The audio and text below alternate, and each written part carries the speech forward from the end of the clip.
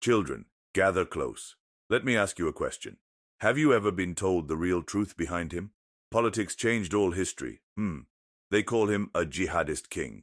Lies. This man didn't want gold or thrones. He wanted books in every village. At 50, with no army, he made corrupt kings tremble, not with swords, but with a pen. How one scholar sparked a revolution that freed 200 villages. Today, mark day 18 of our 50 Days of African Legends historical series. Hit subscribe if this series exposes some riddles to you or you'll miss the fire. In 1788, Sokoto was drowning in darkness. Kings drank while peasants starved. Othman dan Fodio, scholar, poet, mystic, saw it. He didn't beg. He wrote. "Knowledge is light," he cried. At dawn, he'd sit under baobabs teaching girls math, farmers astronomy. Kings sent thugs. Burn his books. But his students formed a ring of light around him. When soldiers raised swords, 200 voices chanted Quranic verses, so loud the king's ears bled. No blood spilled, just truth.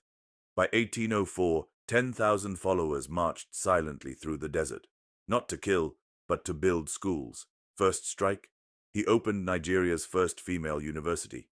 Kings panicked. This revolution had no weapons, except wisdom. They say he conquered 2,000 miles. False. His empire had no prisons, no taxes, only rules. 1. Steal, return 10 times fold. 2. Hurt a woman, lose your hand. 3. Ignorance, forgiven, if you learn. He made kings sell their palaces to fund libraries. Imagine, 1800s Africa, girls studying algebra while Europe banned women from universities. His caliphate, 200 villages linked by books. Travelers carried poems in saddlebags.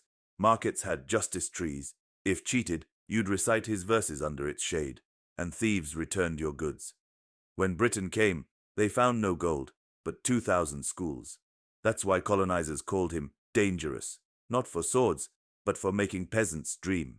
So, was he a warrior? No. He was Africa's first education revolutionary. His last words, "Plant trees whose shade you'll never sit under." Today, 200 million Africans still learn from his system. But colonial lies erased him from your history books. This is why we fight. Day 19 reveals a Oliver Tambo, but only if you smash that subscribe button now. 10,000 others tapped. Subscribe. Will you join them? Tap or stay in the dark. Yancy had spoken.